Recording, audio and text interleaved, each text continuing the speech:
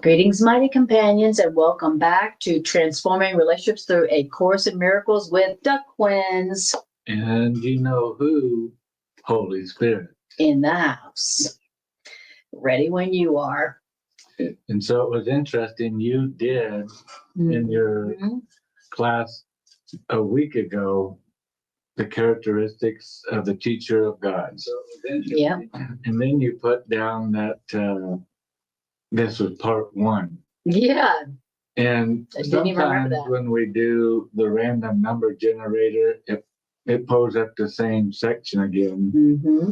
And before class, I heard the thought, you know what? It's going to pull up the same section again that Anna just did. And I didn't really remember what she had just done.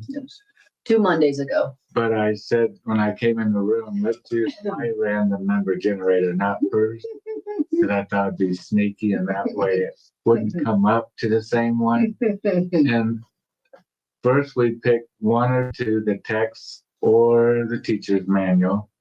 And it came up to 2 for the teacher's manual, which Anna and I haven't taught out of very much for a long time. And then, of course, it picked number 4, which was the characteristics of the teacher of God, which is what she did last time. Mm-hmm. But there are so many characteristics of God. God's teachers. We just got a bunch of snow in, and I put on to just do a last little snow plow loop before the class. And I put on a quick Course in Miracle, and it was this lady and Robert Perry teaching it together. Mm-hmm. And they were going to do a month-long teaching on it, on just section 4, because it has all the characteristics and so much to get into that it was going to take them a month to go through it. Mm-hmm. Yeah. And so here we are back at the characteristics of the teacher of God. Holy Spirit really wants us to get this down. Mm-hmm. And we're going to pick back up on where Anna left off, which was the characteristics, which is trust, which is the foundation. Imagine building a house with no foundation. Mm-hmm. It would collapse. It wouldn't be safe. It wouldn't be inhabitable. And so the Course wants us to know that the first characteristics of the teacher of God is trust. I have to trust that when I'm looking out into the world and it doesn't look like everything's working out for good, I have to trust that there's another way, and to lean on Holy Spirit to show me that better way. So trust is very important. And what do we decide that we're going to do? Is you're going to read? I'm just going to read, and because in the class I did, the part 1 class I did on this 2 Mondays ago, I went from paragraph 1 to paragraph 4. We're a little bit into paragraph 4. But the introduction. Right. Also. And the introduction, right. So I'm just going to read through paragraph 1 through 4 without much talking about it, because it's covered in part 1 of this 2-part series. And then Greg and I will go more deeply into paragraph 5. So that's what I'm going to do. But I do want to just give you a little bit of an overview of this section. This is, like Greg said, what are the characteristics of God's teachers?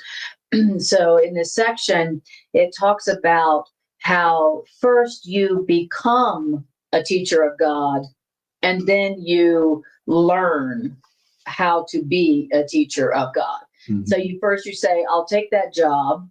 And then now you learn what it means to be a teacher of God. Mm-hmm. And in part 1, when it said teacher of God, I said a minister of love, love's ministers. Mm-hmm. So because the Course says that the way you become a teacher of God is for one moment, in one incident, you see somebody else's interests as not separate from your own.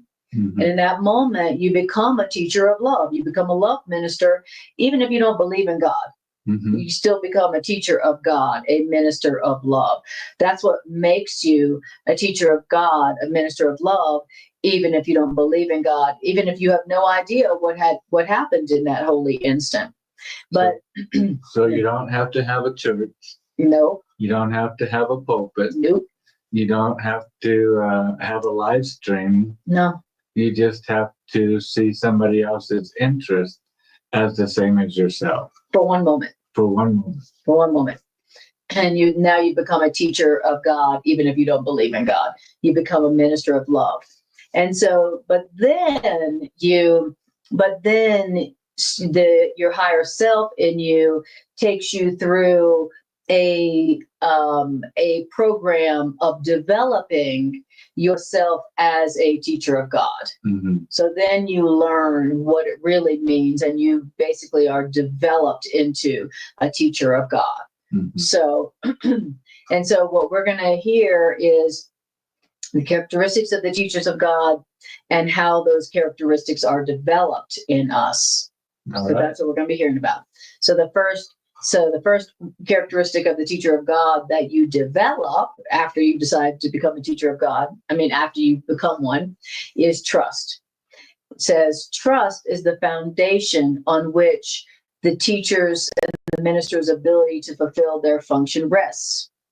Perception is the result of learning. In fact, perception is learning because cause and effect are never separate. The teachers of love have trust in the world because the teachers of love have learned that the world is not governed by the laws the world made up. What is the world governed by, if not the laws the world made up? The world is governed by a power that is in the teachers of love, but not of the teachers of love. It is this power that's in the teacher of love that keeps all things safe. It is this power that is in you, but not of you, that you look upon a forgiven world. Now, when this power that's in you but not of you has once been experienced, it is impossible to trust one's own petty strength again. Why? Because who would attempt to fly with the tiny strength of a sparrow when the mighty wings of an eagle have been given them? And who would place their faith in the shabby offerings of the ego when the gifts of God are laid before them? And what is it that induces us, the teachers of love, to make that shift from the tiny wings of a sparrow to the mighty wings of an eagle in terms of trusting the power that's in you but not of you? Well, the first thing that the teachers of love must go through as they develop trust in the power that's in them but not of them might be called a, quote, period of undoing, unquote. So when you're now going to develop trust in the power that's in you but not of you, the first phase that you must go through is a period of undoing. Now, this period of undoing need not be painful, but it usually is experienced as painful. Why? Because in this first phase of the development of trust, it seems as if things are being taken away. And it is rarely understood initially that their lack of value is merely being recognized, the lack of value of the things that seem to be being taken away. Why? Because how can lack of value of something be seen unless you, the perceiver, are in a position where you have to see things in a different light? Now, you are not yet at a point at which you can make the shift entirely internally. And so the plan will sometimes call for changes in what seem to be external circumstances. Now, these changes in your external circumstances, they are always helpful.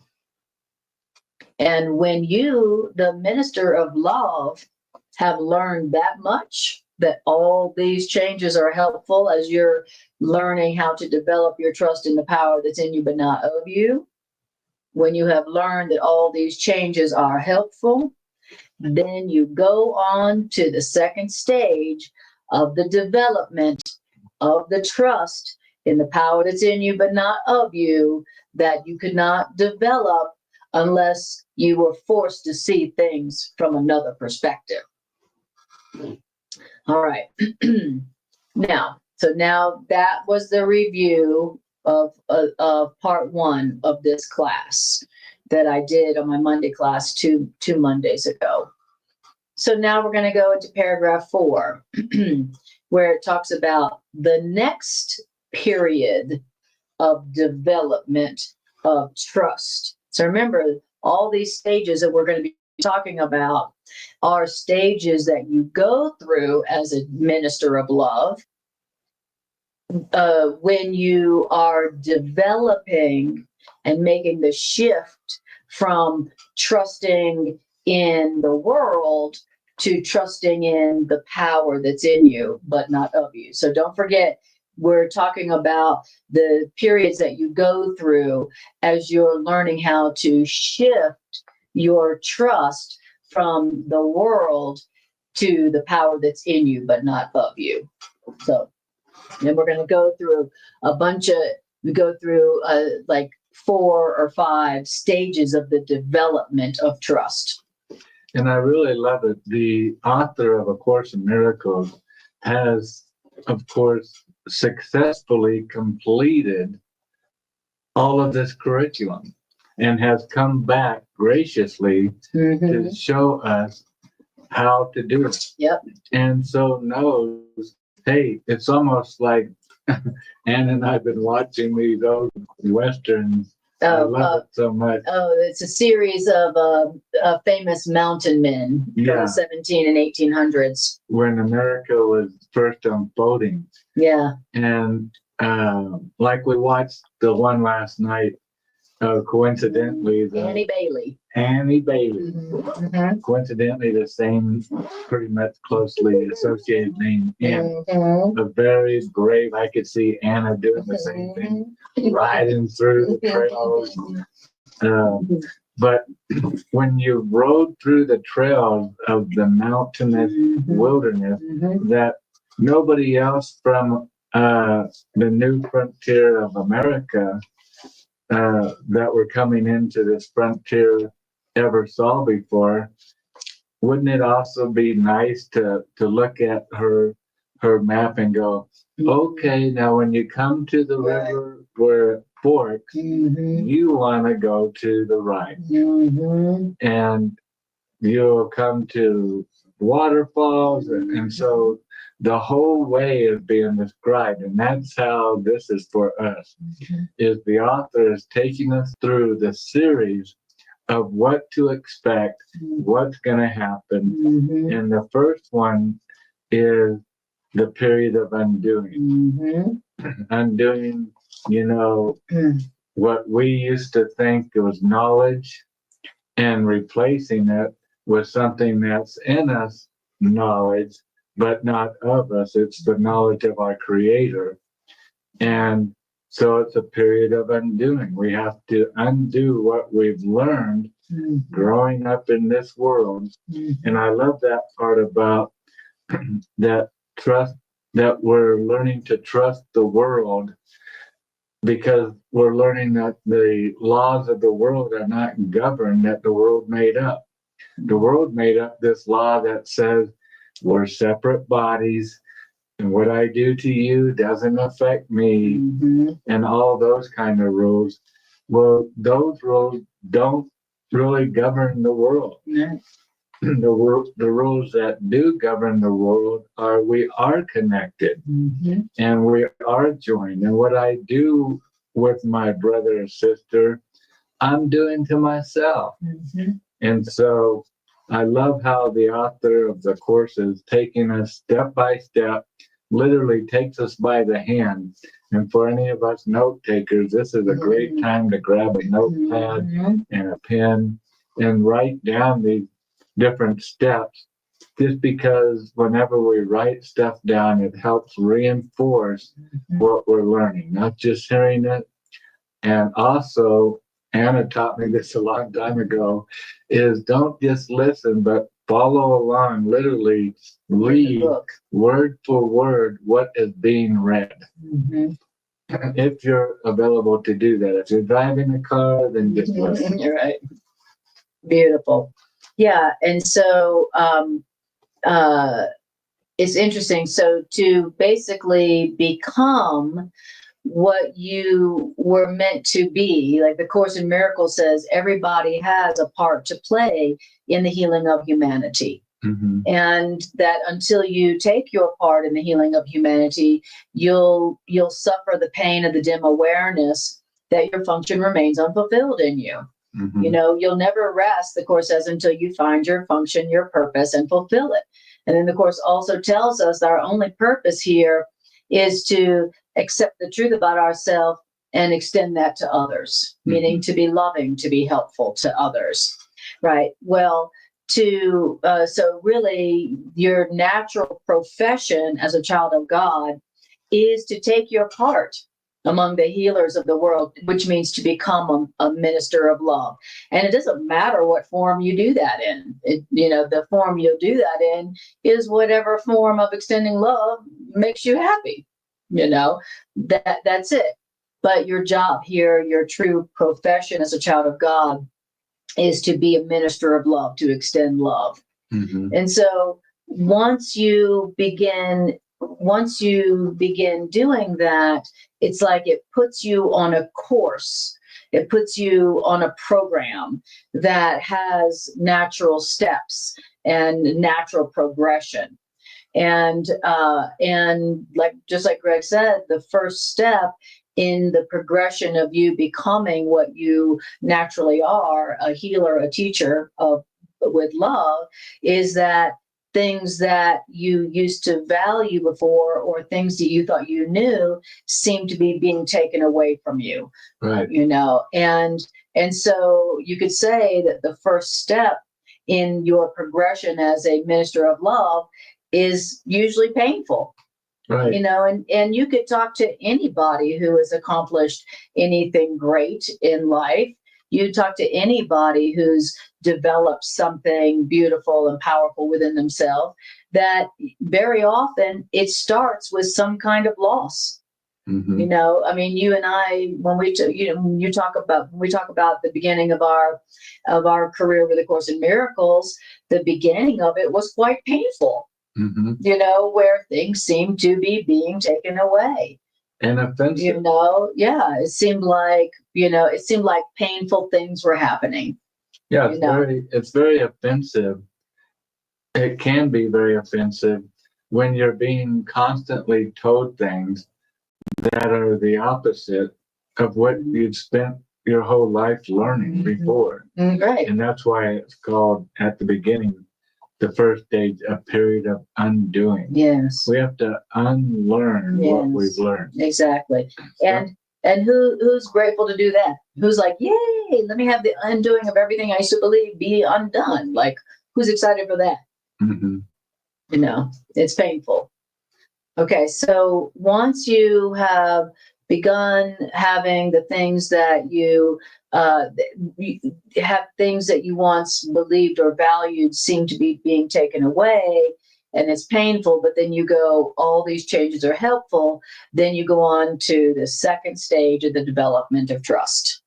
Okay, so the second stage of the development of trust that we, the ministers of love, must go through is called a, quote, period of sorting out.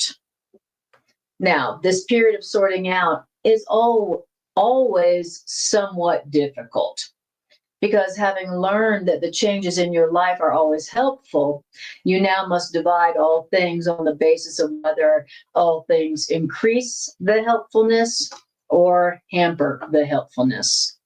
And you will find that many, if not most of the things that you valued before will merely hinder your ability to transfer what you have learned to new situations as they arise. Because we have valued what is really valueless, we won't generalize the lesson for fear of loss and sacrifice. It takes great learning to understand that all things, all events, all encounters, and all circumstances are helpful. It takes great learning. Great learning, because in all of our classes, there's always the hand that goes up and say, well, yeah, what about this situation? How could that be helpful? And that's why it takes great learning. Exactly. It doesn't take just simple learning or easy learning that, oh, that's how that was helpful. Right. Because so much of what we've learned in life, we have learned to judge as bad or condemn as wrong. And so it takes great understanding and learning that what all things, all events, all encounters, and all circumstances are helpful. Yes, exactly. And that's what it means that's what it means when it refers to the transfer of your learning. It's like at the beginning, you're only applying the ideas to some things. At the beginning of your life as an extender of love, you're only applying the loving extension to some things. And it takes great learning to be able to extend this learning to everyone and everything, right? That these ideas apply to everyone and everything, not just this or that or this or that. So that's what we're learning, is how to extend and transfer the learning of these ideas to everything, not just some things. Okay. So it's like, I understand that I'm supposed to forgive everyone and everything, but I don't apply that to you know who for a long time. Okay. So, like I said, it takes great learning to understand that all things, events, encounters, and circumstances are helpful. And it is only to the extent to which anything is helpful in learning how to develop this trust that any degree of reality should be accorded these things in the world of illusion. The word value can apply to nothing else except what is helpful in learning and transferring and extending these ideas to everyone and everything. So, does this situation, person, place, or event help me to apply these ideas to everything? Or is it not helpful for that? And the only value that should be given anything is it helpful to our learning? Is it helpful to our learning to experience the power that's in us but not of us, and to extend that love to everyone and everything?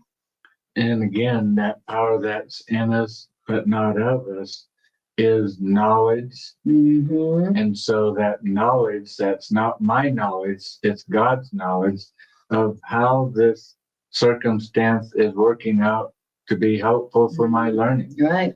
I don't perhaps get it, but that's why it's in me but not of me. It's the Holy Spirit's knowledge that is manifesting if I want to listen to it. Yes, exactly. And then the third stage of the development of trust is a stage of learning which the ministers of love must go through, is called a, quote, period of relinquishment. Now, if this stage of learning, called the period of relinquishment, is interpreted as giving up the desirable, then this stage of learning will engender enormous conflict. And few ministers of love escape this distress entirely. But there is, however, no point in sorting out the valuable from the valueless unless the next obvious step is taken. And the third step, the period of relinquishment, is rarely, if ever, begun until the second step is complete. And weren't you saying that was taken I was saying that sentence, the third step is rarely, if ever, begun until the second is complete, was taken out, edited out of the blue covered edition. Mm-hmm. Okay, so because I've always wondered, are these stages, do you go through them, do you have to wait till one stage is finished till another begins, or are they overlapping? It's always, those questions always come up when going through this, and that actually answers that question that me and everybody has had over the years. So now then it says, therefore the period of overlap, so it does say there's a period of overlap, is apt to be a period of learning in which the teacher of love feels called upon to sacrifice their own best interests on behalf of truth. So it seems like you're having to give up something in order to develop as a minister of love. Okay. It says, but you haven't realized as yet how wholly impossible such a demand would be. So it may seem in the third stage of learning, it may appear like you're being asked to give up something that you have valued that's really valueless, and you're being demanded to give it up for your own good. But the truth is that you're never asked to give up anything for your own good. That the curriculum that love gives us would never demand that we give up something that's in our own best interest, give up something for our own good, right? So now it says, now the minister of love can learn this only as the teacher of love actually does give up the valueless. So first it seems like, I'm being asked to sacrifice this job or this relationship or this money or this whatever this thing is that I used to think was valuable, not realizing that it was really not valuable because it really wasn't helping me to learn. Mm-hmm. It was actually a hindrance in my learning. It was actually hindering me in my learning, but I don't recognize it as valueless yet. And so when it seems to be being taken away, it seems like I'm being asked to sacrifice something that I wanted for my own best interest. Yeah, maybe a relationship. Yeah, maybe a relationship. Exactly. There's a lot of relationships that seem to be being taken away. Relationships that I thought were valuable, but it wasn't until that relationship went away that I realized, that wasn't valuable. It was actually hindering my learning. It's kind of stalling me out or holding me back or whatever, and so, but in the moment when the relationship is taken away, it seems like a loss. It's mm-hmm. painful. I don't understand how it could be helpful. It just seems bad. It just seems like a loss, but only, like it's saying, only as that situation is taken away, seems to be taken away, only then do I have the perspective where I go, wow, that really wasn't helpful at all for my learning, and what a blessing. That really was helpful. Yeah. Okay. Hi, Bridget. Hi, Bridget. Lovely to see you.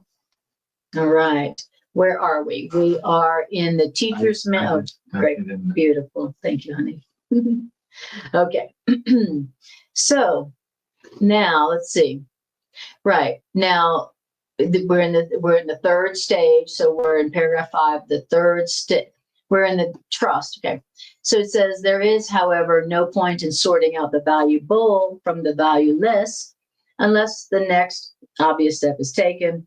The third step is rarely, if ever, begun until the second is complete. Therefore, the period of overlap is one in which you feel called upon to sacrifice your own best interests on behalf of truth. You haven't realized as yet how wholly impossible such a demand would be. You can only learn this as you actually do give up the valueless. And through giving up the valueless, you learn that where you anticipated grief, you find a happy lightheartedness instead. Where you thought something was asked of you, you find a gift bestowed on you. Mm-hmm. So that's what happens in that stage of the development of trust. Mm-hmm. You know, so remember, we're developing trust in the power that's in us, but not of us. Right. And this process of developing trust is 100% crucial to our work as ministers of love.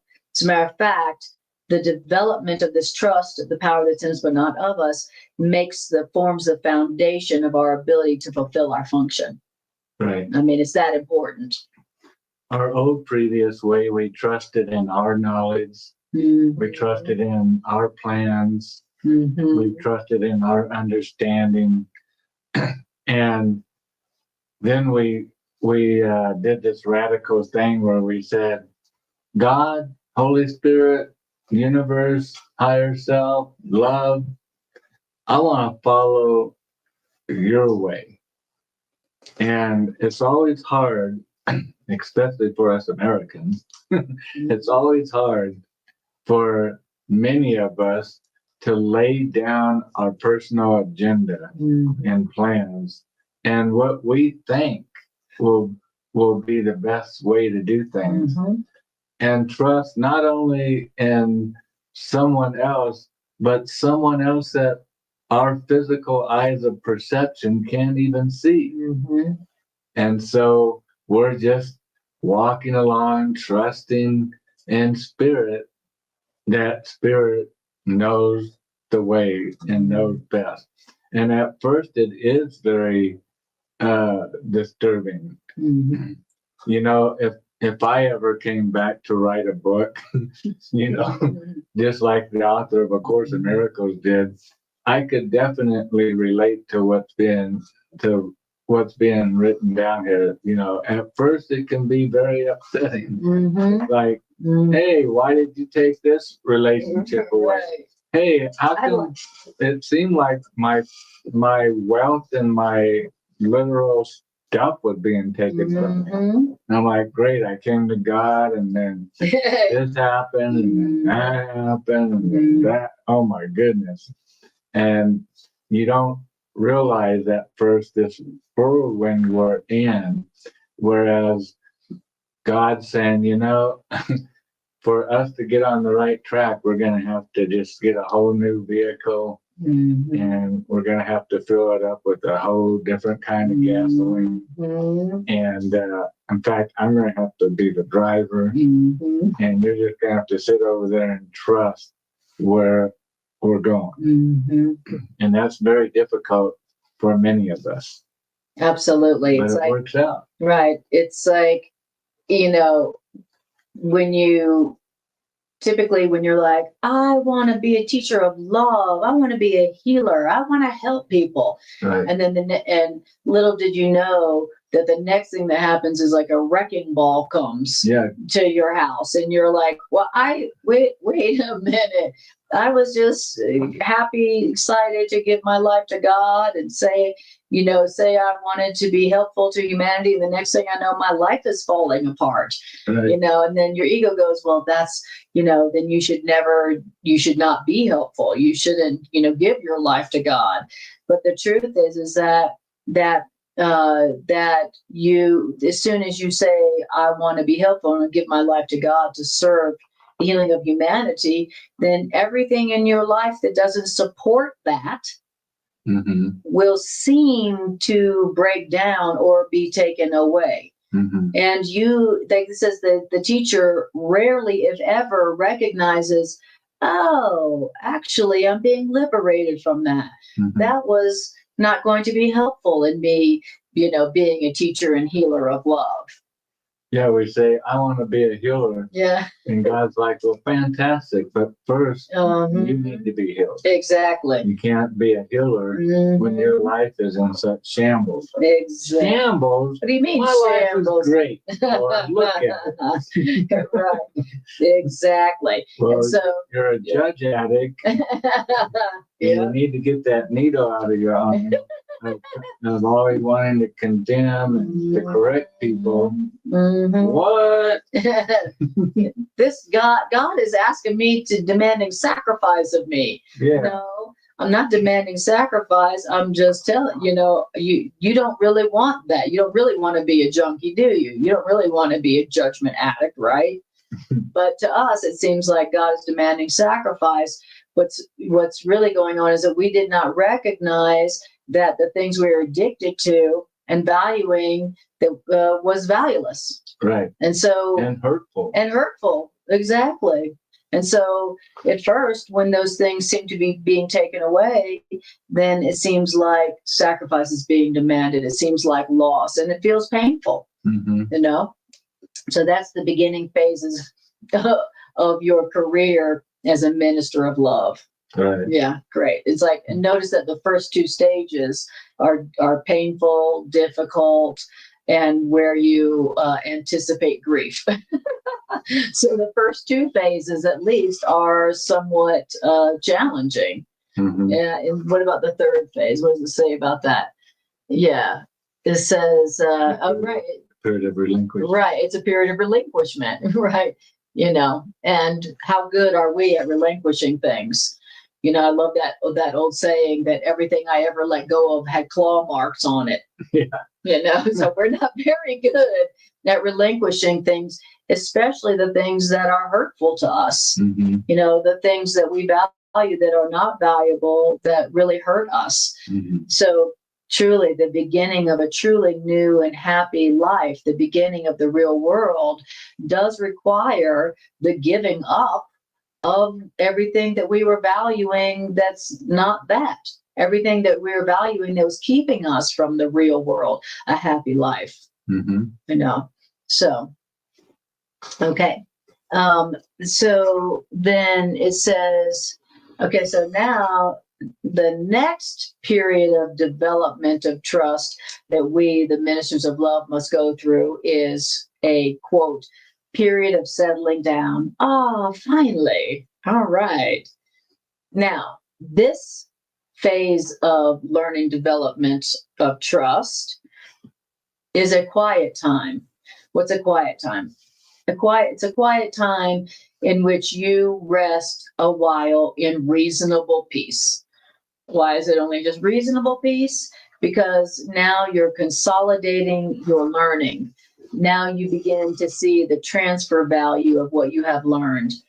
And the potential of what you have learned is literally staggering.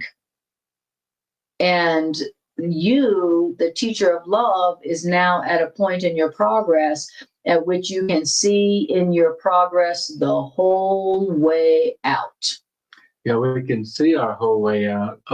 Every time I give guilt to somebody, I connect the dots and it comes back and affects me. But that's why it says, what did it say? Reasonable peace. Reasonable because I'm not consistent yet. Right. Exactly. If I was consistent, it wouldn't be reasonable. It would be complete. But at least we're starting to see our whole way out. Okay. I'm starting to see a pattern here. Starting to see.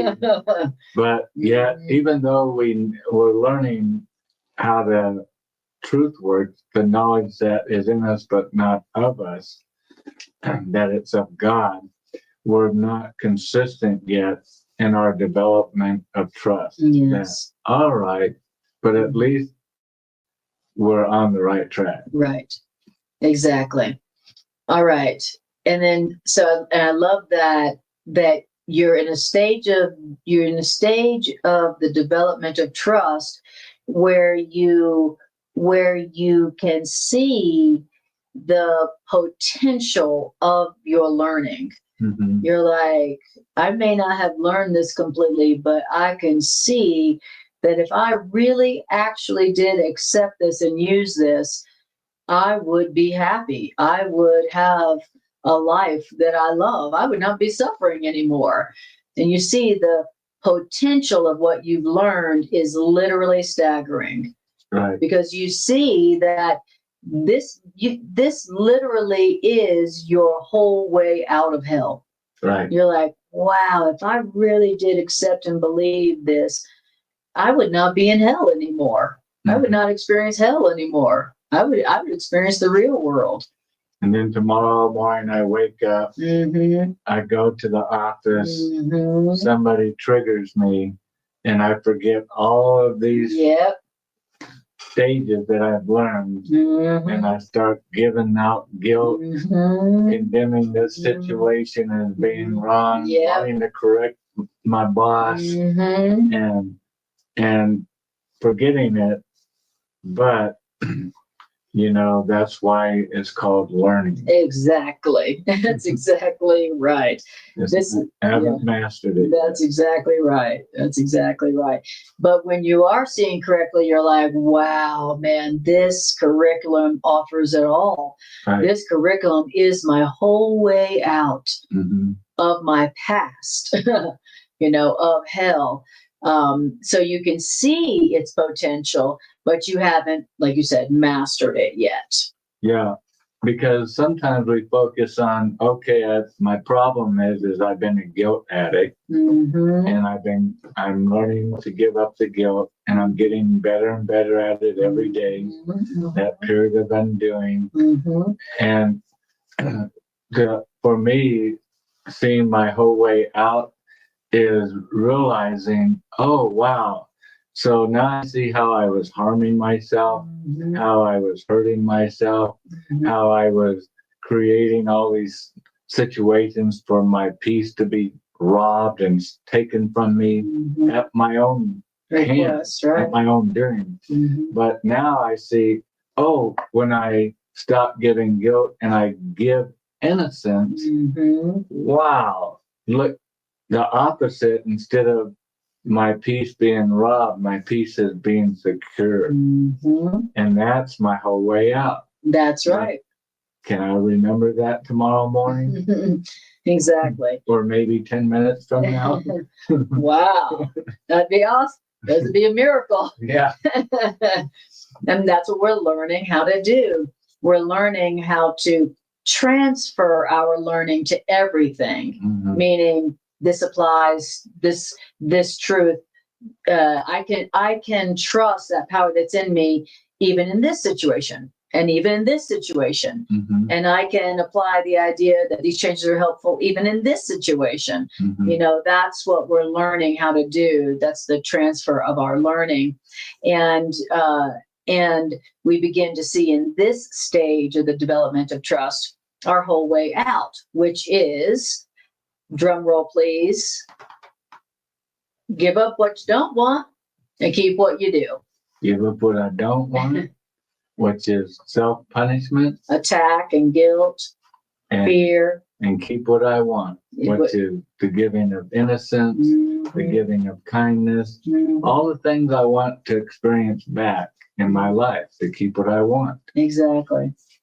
It's like I hear you say often when you're in interactions or challenging interactions with people, that you're thinking in your mind, of what your ego is telling you, what it wants you to give, the attack, the guilt. Right. And you're thinking to yourself, yeah, but is that what I want to receive? Right. Is that what even if I think they are being a jerk and they do deserve to be attacked or corrected, is that what I want to receive? Yeah. For me, calling them a jerk, I get the experience in my life. It's going to come pretty soon, in the next 3 days probably, where I get the rewards of a jerk. Exactly. Because that's what I gave. You be a jerk and somebody calls you a jerk. Yeah. Yeah. Exactly. Yeah, I do something that a jerk, I accidentally, of course. Unintentionally do something become a jerk that yourself. Only a jerk would do. Exactly. And then, but of course, I justify it myself. Of course. But still, I look like a jerk. Yeah. And you act like one too. I drop the whole tray of food as I'm bringing it to the table. And people are what a jerk. Clumsy jerk. And then, but I haven't yet learned perhaps to connect the dots. Oh, 2 days ago, I was condemning this person as being a jerk. And so keeping what I want and letting go what I don't want. Yeah. I don't want to be a jerk. Exactly. So I'm not going to give it anymore. Right. Hopefully. And that's your whole way out. Right. I mean, it's such a simple statement, but he's saying that simple statement is your whole way out. The whole way out of hell. Keep what you want, peace and love and joy. Right. And give up what you don't, lack and guilt and attack. Right. That's your whole way out. It's so simple. Don't give what you don't want to receive back. That's why one teacher of God said once before, let only what is praiseworthy, edifying, uplifting, and of good report come out of you. Why? Because those are all of the things that you want back. Right. So simple. Simple. It is the work, isn't it? Right. And that's the work, and then it says, how simple is the obvious? What's the obvious? Your whole way out of hell is give up what you don't want and keep what you do. How simple is the obvious, and how easy to do. And the minister of love needs this period of respite. Why? Because the minister of love has not yet come as far as they think. Yet when they are ready to go on, they go with mighty companions beside them. And so now we have Holy Spirit helping us. We have the author of a course. We have all of heaven. And we have all these friends. And all of our friends. Who we have been giving love to because we've decided finally that that's all we want to experience. Hey, that's a great point. I've never looked at it that way. Yeah. That, when I'm giving you kindness, you're a mighty companion, helping me along the way because you're my way out. Right, exactly. And also because you've decided that you only want to give peace because that's all you want to experience. Now I'm going to call you a good friend. I'm going to want to be around you. Right. So I'm going to want to walk beside you and help you out. And so once we've learned, you don't give what you don't want to receive back, only give what you want to receive back. Now you're going to be a better friend. Now there's going to be more people who want to be with you because you're only given peace and release from guilt. And so they're like, I like you. So when you are ready to go on to the next phase of the development of trust, then you will have mighty companions beside you who are happy to walk with you because you're loving to them. And you're loving to them because you've realized that your whole way out of hell is to give only what you want to receive back. That's your whole way out. Only give what you want to receive back. That's your whole way out. All that I give unto myself. Exactly. That's your whole way out. And it guarantees that more people are going to want to be around you. So, all right. So beautiful. Hi, Demi. Hi, Demi. Glad you made it. Yeah. Even though you had a phone call. That's all right. Can all do it on the replay. Back at you. That's right. Exactly. All right. So, where is? Oh, here we go. Okay. All right. So now we're going to go on to the next stage of the development of the trust in the power that's in you, but not of you. Okay. The next stage, indeed, is a quote, period of unsettling. Dun, dun, dun. Just so Demi knows, we're in paragraph 7. In this section, in the characteristic of God's teachers called trust. Yeah, which is number 4 of the teacher's manual. Right. And then paragraph 7. Right. Okay. So after you've had that nice little respite, a time of settling down, where you settle down in reasonable peace because now you've seen your whole way out of hell, which is only give to others what you want to receive. And you're like, oh, this is pretty good. Wow, look at all these lovely people who are now around me because I'm only giving what I want to receive. After you have that nice little stage of resting, then you go on to the next stage in your development of trust in the power in you, but not of you. And that is called a period of unsettling. Dun, dun, dun. And now you, the minister of love, now you understand in this stage of development of trust that you did not really know what was valuable and what was valueless. All that you really learned so far was that you did not want the valueless and you did want the valuable. That's all you learned so far. Okay, I don't want the valueless, I just want the valuable. And I'm kind of starting to get it that I should only give what I want to receive, and that is my whole way out. Okay. Now, it says, yet your own sorting out was meaningless in teaching you the difference between the valuable and the valueless. Why? Because the idea of sacrifice, so central to your own thought system, have made it impossible for you to judge the difference between the valuable and the valueless. You thought that you had learned willingness, but now you see that you don't know what that willingness is for. And now you must attain a state that may remain impossible for a long, long time. So at this point in the stage of development of trust, you've got to learn to lay all judgment aside and ask only that you be taught what you really want in every circumstance. So the final lesson may be a long way off, but that's okay.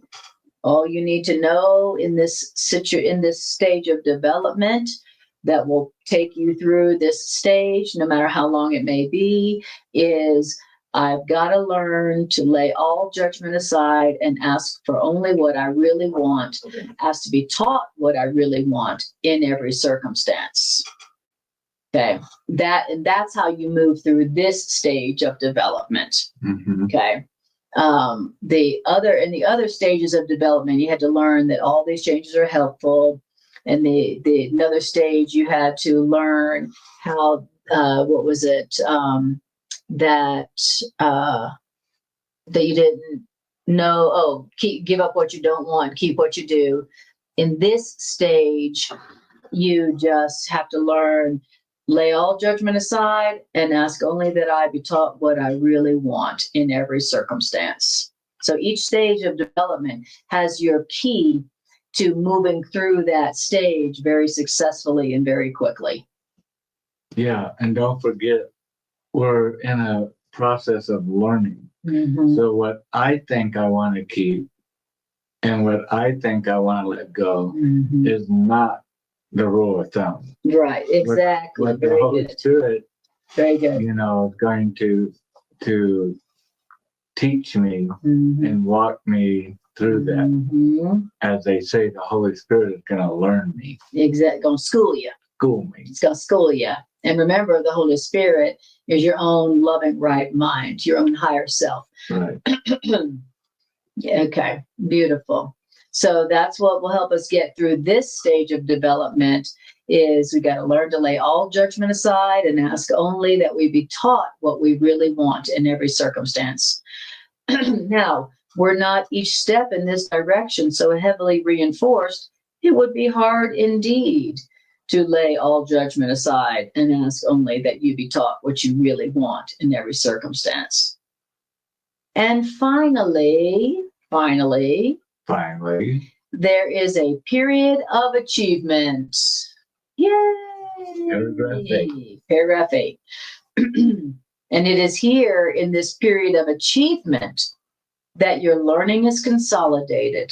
What does that mean to have your learning consolidated? It means that now what was seen as merely shadows before become solid gains to be counted on in all so-called emergencies as well as tranquil times. Indeed, our tranquility is the result of being able to count on what we've learned in all emergencies. Okay. I know I can count on these ideas and, of course, miracles that I have learned. I know I can count on these principles. I know they work to produce miracles. It doesn't matter what the situation. And that is what is responsible for my tranquility, my peace of mind. And I think, the Course talks in our daily lessons, once in a while we hear, this is a giant stride. In other words, this is a big step toward our advancement to being teachers, healers, ministers of love. And the tranquility of when I'm going through my day and all of a sudden it seems like, an atomic bomb just blew up in my day. It's great that I can come back to somehow this is helpful. And why am I able to, even though everything around me is stormy weather, but all of a sudden I come back to peace.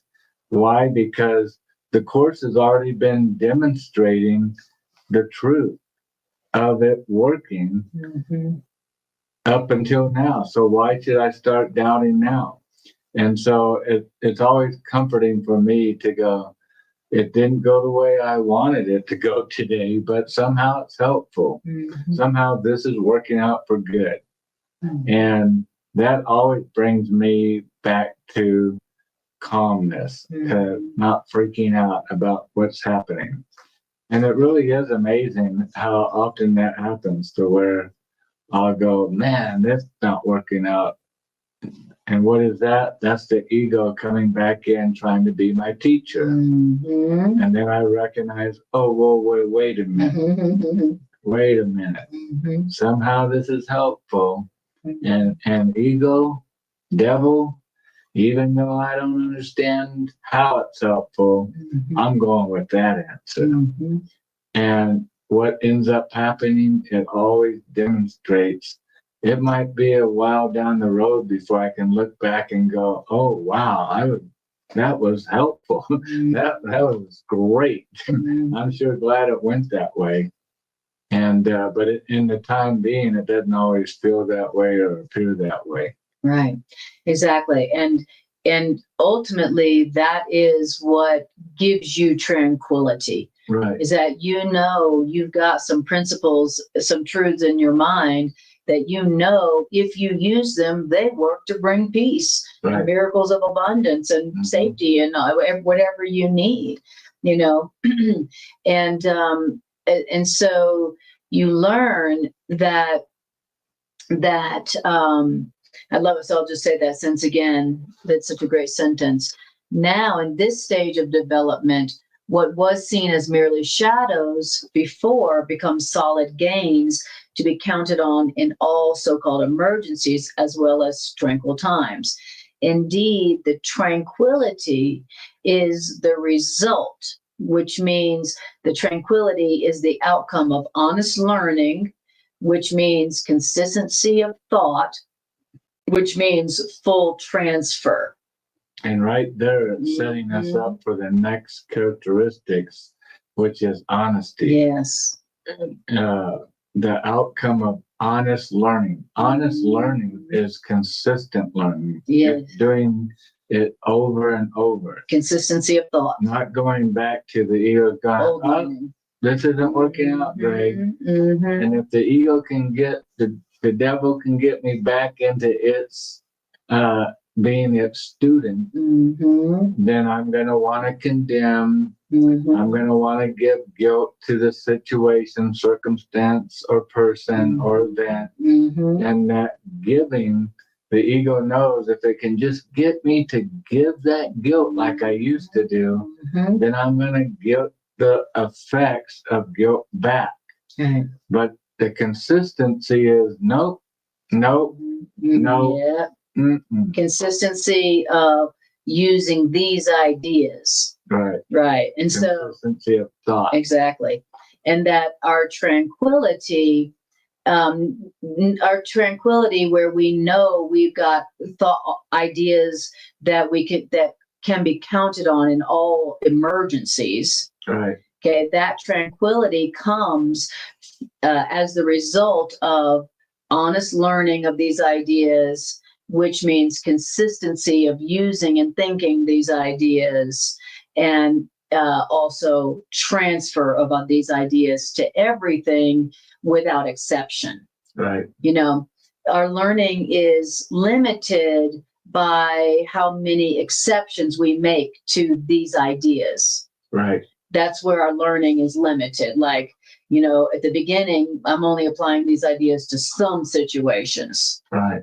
But not to all situations. Yeah. I'm always applying this is helpful to the situations where I can understand. Yes. How it could be helpful. Possibly be helpful. Exactly. I only apply that idea that all these changes are helpful when somebody else is going through some changes. Exactly. And then I go, well, this is helpful, right? Yeah. And then they're like, F you.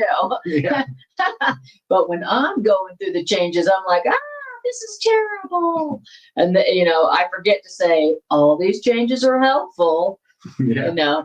In other words, I'm making a lot of exceptions, and the applications of these ideas is the same as saying I haven't transferred my learning to all situations, which means I haven't honestly learned and been consistently thinking these ideas. Mm-hmm. But that's where our tranquility comes from.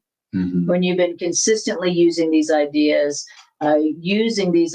transferring them to all situations, using them in all emergencies, that is the result of that is tranquility, because I know I've got some ideas that when I use them, they work. It doesn't matter what situation it is. Mm-hmm. And ultimately, that's what brings us tranquility. Right. It's like, well, whatever comes up, I know I got the truth, and the truth works in all situations at all times. No exceptions. Yeah. So I can relax. Anna and I often say to each other, we'll come into the house and go, boy, I was really tempted to hold a grievance today. Mm-hmm. In other words, I was really tempted not to be a consistent learner. Yes. And then we'll tell our story of how we were tempted to make an exception. To make an exception. Mm-hmm. And but luckily, when we say that, what we're really saying is, but I held to my guns. Yes. Right. I stayed with my teacher. That's right. I didn't opt out and go back to my old teacher. Mm-hmm. I stayed with my teacher, even though I wanted so bad to fire my teacher and go, you're fired. My old teacher, whose other name was Hellraiser. Yeah. My old teacher made some valid points today. He sure did, of why I should not apply these loving ideas. Right. Why your ideas are stupid. Mm-hmm. That person doesn't deserve forgiveness. Yeah. Everybody knows that. Let me repeat what they did. Exactly. Exactly. You should call up your friends and tell your other friends, tell your friends about what that person did. That's great advice, ego. Is that what the Course says to do? No. I always have that funny story where a particular person said, let's just record what you're doing and then put it out on the internet and get people to judge, right? To see how many people would think you're an idiot. Like I do. To validate that you're an idiot. Yes, that's your past teacher, Hellraiser. Yeah. And moving on. Moving right along. Okay. So I love that. So now you're this final stage, this period of achievement. Okay. In the period of achievement, you know that these ideas work when you work them. We You- just haven't got consistent. Exactly. And you know that the peace that you are experiencing has come from you being consistent in the application of these ideas to all situations at all times, right? And you realize, wow, this is where my tranquility is coming from. This is the stage of real peace. This is the period of achievement, is the stage of real peace. Why? Because in this stage of real peace, where you are recognizing that your tranquility comes from you having consistently applying these ideas to every situation, not just some of them. And this is stage of real peace, because in this stage of development, heaven's state or reality state is fully reflected. Mm-hmm. That's what it means to be in a real stage of peace. Heaven's reality, love's reality, joy's reality is fully reflected in your experience. Okay. Now, from here, the way to heaven is open and easy. And in fact, heaven is here. And who would, quote, go anywhere if peace of mind is already complete? So here we're saying that what is heaven? Heaven is peace of mind. Which is reality. Which is reality, which is heaven. So peace of mind is heaven, is reality. And that comes from that. And then you realize it's already here. Peace is already here. And the experience of peace of mind, heaven, and reality is already here. You are experiencing this state of real peace because you have been consistently thinking these ideas. You have been fully transferring these ideas to every situation and all emergencies. And now you're experiencing a state of peace. Okay.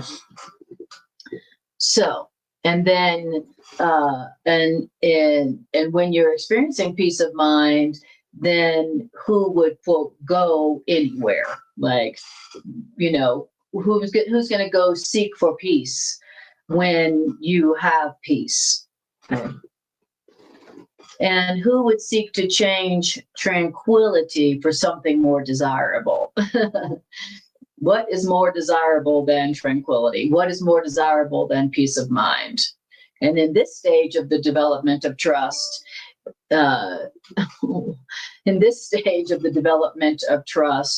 you realize that there's nothing more valuable than peace of mind. Until you get to this stage, you still think there's some other things that are more valuable than peace of mind. Like being right, getting something, guilt, control, whatever. But in this stage of the development of peace, you know that peace of mind is heaven, and there's nothing more valuable than that. And you don't want to exchange peace of mind for anything else. And he says, right, because what could be more desirable than peace of mind and heaven, which is reality? Well, we have about 20 minutes if we want to go into honesty. Okay. All right. We can do that. Okay. I just want to Make sure there's not an emergency. exactly. Speaking of all emergencies, let me hold a second.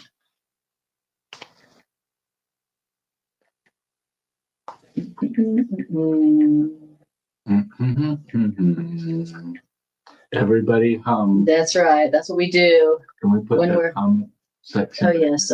Thank you. Okay. All right. Oh, AS. Yeah. AS says, grateful for this conversation. Us too. Yeah. It's always a great reminder. Always. Always. Okay. This is just one of the characteristics That was of the just teacher one. of God, which is Mhm. trust, Right. which is, as honesty gets ready to state that all the other characteristics and traits Mm-hmm. rest on this foundation, Yep. trust. I have to trust. I got to trust that, all right, Holy Spirit, my higher loving self, Mm-hmm. this is working out for good somehow. I don't need to give guilt and condemnation here again. When are you ever gonna let me give guilt again? Oh, you're demanding that I sacrifice guilt. Yeah. At first, it seems like a sacrifice to give up the guilt that we used to use to manipulate people to do what we wanted. Right. At first it seems like a sacrifice to have to give that up. But is it really a sacrifice to give up guilt and attack that we used to use on others? No, and that's what we're learning. That's right. While you're doing that, I'll read on for us. Absolutely. So the second characteristics of the teacher of God is honesty. And the first time I ever read this, I was quite taken back because I was like, that's not what honesty is. Honesty is not telling a lie. Oh, okay. But the Course in Miracles teaches us a whole new meaning to honesty. Yes, it does. Now that you're back, you can read. I had to apply the truth to a little emergency, so thank you for your patience. All right, honesty. Second characteristic that we develop as ministers of love. All other traits, thank you, Greg read that, all other traits of God's teachers rest on trust, because once trust has been achieved, then the other characteristics cannot fail to follow. Why? Because only the trusting can afford honesty. Because only the trusting can see honesty's value. That's so true. Honesty does not apply only to what you say. The term honesty actually means consistency. That's what honesty means. To say someone's honest is to say they are consistent. And that's why we're being told that true learning is consistency. Yes. Yeah, true learning isn't one day we say 2 + 2 is 4, 2 + 2 is 4 the next day, and then the third day we come to class and we go, I think I'm going back to the old way, 2 + 2 is 3. Right. And get the wrong answer. Exactly. Or one day we say, oh, there is no sin, everybody's innocent, and then the next day we're attacking people with guilt. Yeah, I'm going to make an exception for you. That's inconsistent learning. Right. That's inconsistent thought.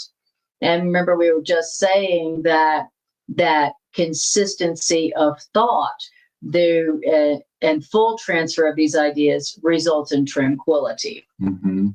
So what honesty really means is that there's nothing that you say that contradicts what you think or do. Wow. Now, let me ask you this question.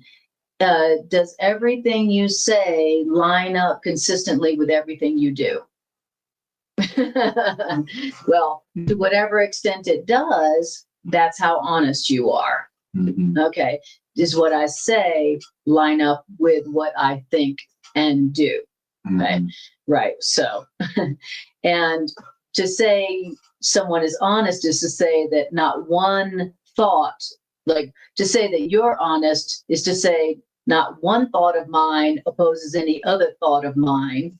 And to be honest implies that none of my actions betray my word, which means no words lack agreement with another word. Wow. That's what it really means to be honest. Okay. It means to be consistent within yourself, your actions, your words, your thoughts, things like that. You know, your actions and your words lining up, being consistent, not betraying each other. Such are the truly honest. The truly honest, at no level are they in conflict with themselves. Wow. You know, healer, heal thyself. It's like the healer who's offering healing, but they're not healed themselves. So the Course in Miracles would say that person is an unhealed healer, or that person would say that person is a dishonest teacher. Right. You know, who is learning to become consistent in their thoughts and in their actions so that they can experience tranquility, peace of mind. Okay. So at no level are the honest in conflict with themselves. Like I like that. Irene says integrity. That's a challenge. That's exactly right. So to be in integrity means that your words and your actions don't betray each other. They don't belie each other. Okay. Nor do you have some thoughts that are one way and some thoughts that are the opposite. Okay. So I would, I was like, my ego was like, yeah, what's your honesty score, Anna? And then I'm like, I do not want to score that. But it's saying, but that's what it means to be honest. But once you have developed trust in that power that's in you, but not of you, once you have developed trust in these ideas to work in every situation, in every emergency, now it becomes easier to be honest. Now you more naturally become honest. Okay. So when you are at no level in conflict with yourselves and your ideas, your thoughts, and your actions are consistent, it will be impossible for you to be in conflict with anyone or anything.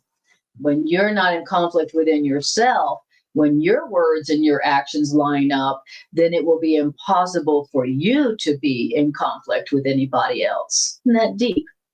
So what a great life. Yeah, I'm in conflict with other people because I'm not fully honest within my own self. I'm not consistent within my own self. I'm in conflict within my own self. Today was really, thinking about it, a great example of what we're reading here. I just drove to my job site, which is about an hour away from home, and got into working for about an hour and a half.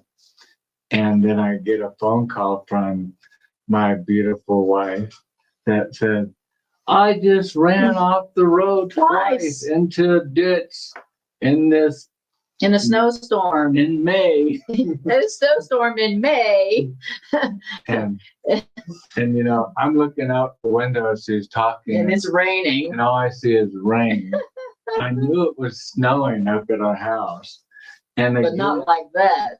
Yeah, and I also knew it could be pretty bad up here. Mm-hmm. It can be quite different than down in town. Yeah. And do you feel like I successfully didn't give any guilt, condemnation?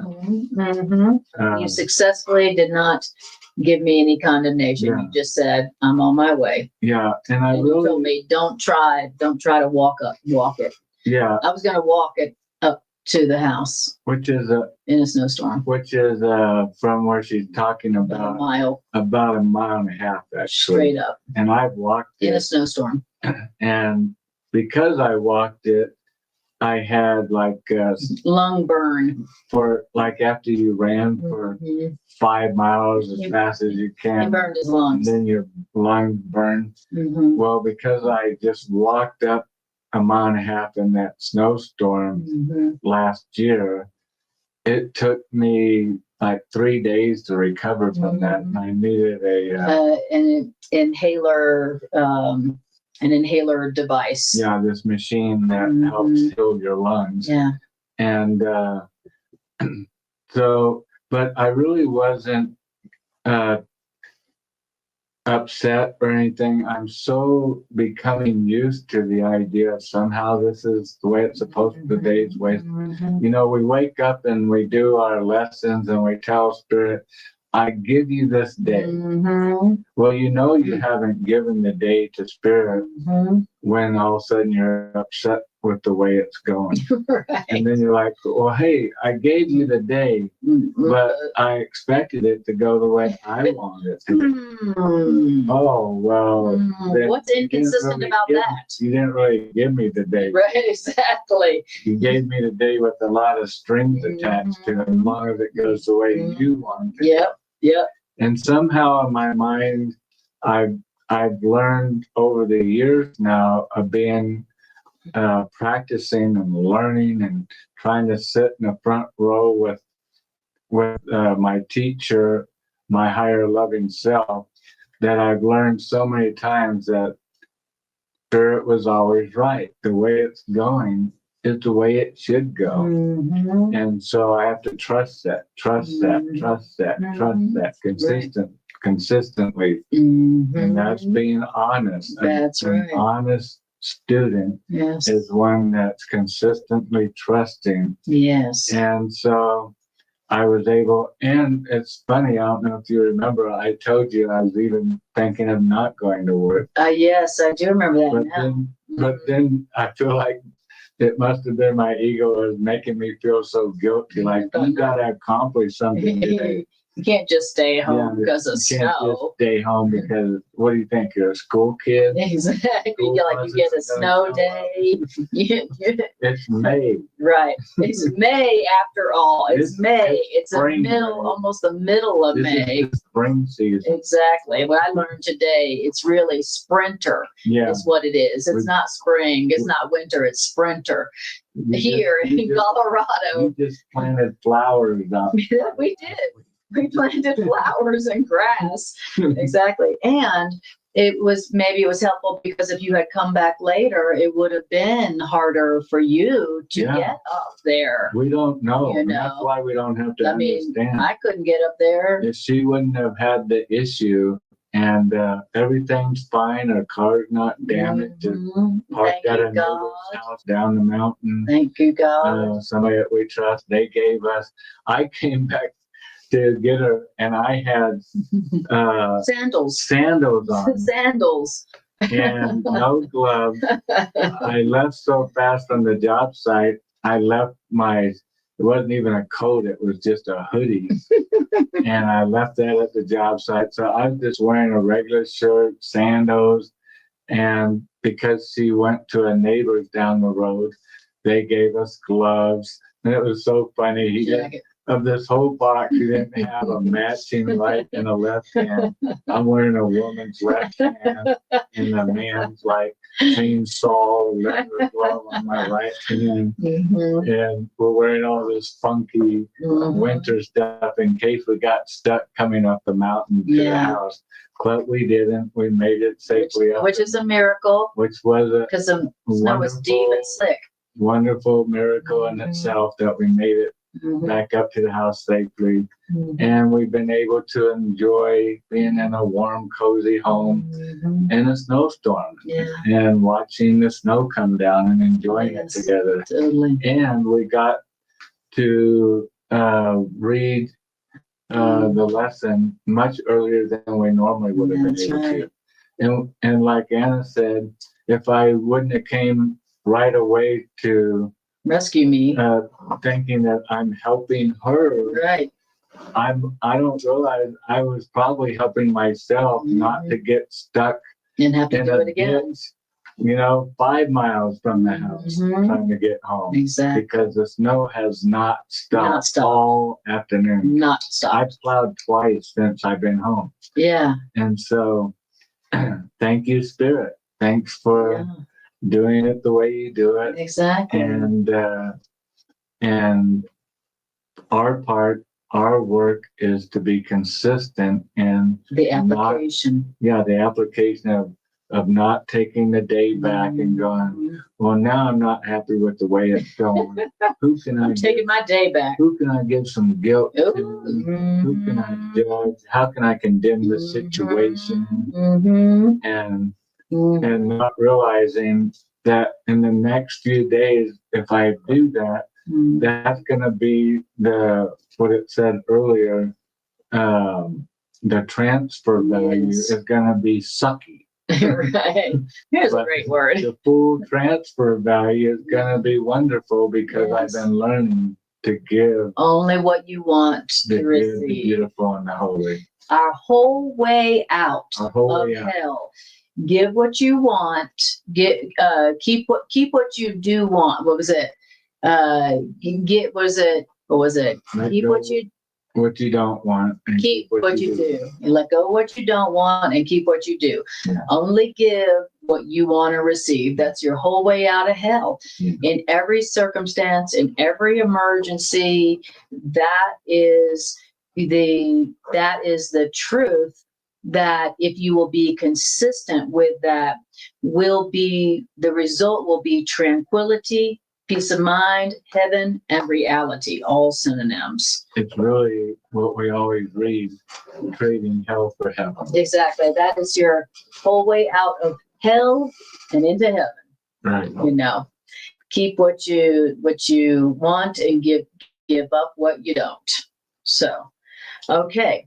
Beautiful. How we're doing? We got 6 more minutes. All right. So it says, the peace of mind which the advanced minister of love experiences is largely due to their perfect honesty, where they're in integrity between their words and their actions, and even between their own thoughts. Mm-hmm. Now, why is that? It's because it's only the wish to deceive that makes for war. Mm-hmm. It's only the wish to hide what you really think.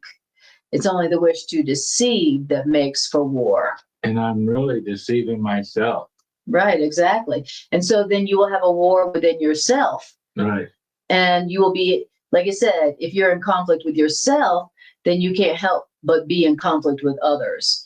Someone who's in integrity within themselves is someone who is impossible for you to be out of integrity with others or in conflict with anyone or anything. And the war, in part, is a war with my own peace. Exactly. I'm going to fight you, peace. Right. I'm getting my cannons out, loading it up with some guilt powder. Yes, exactly. I love that. So to be dishonest, which is where your words and your actions lack agreement and your own thoughts are not consistent with your other thoughts, this is calling that a wish to deceive. Mm-hmm. So what's behind my words and my actions not lining up, not being consistent? A wish to deceive. Mm-hmm. And that's what it means to be dishonest. And so that's why the peace of mind, which the advanced ministers of love experience, is largely due to their perfect honesty, because it's only the wish to deceive that makes for war. And no one at war with themselves can even conceive of conflict. Wow. No one at war with themselves. No one at one with themselves can even conceive of conflict. Wow. If I wasn't being dishonest within my own self, then I could not even conceive of conflict with anyone or anything. That's really deep. So anytime I'm in conflict with anyone or anything, instead of blaming, like you were saying, who am I going to blame for this? I could say, where is it that I've been out of integrity within my own self?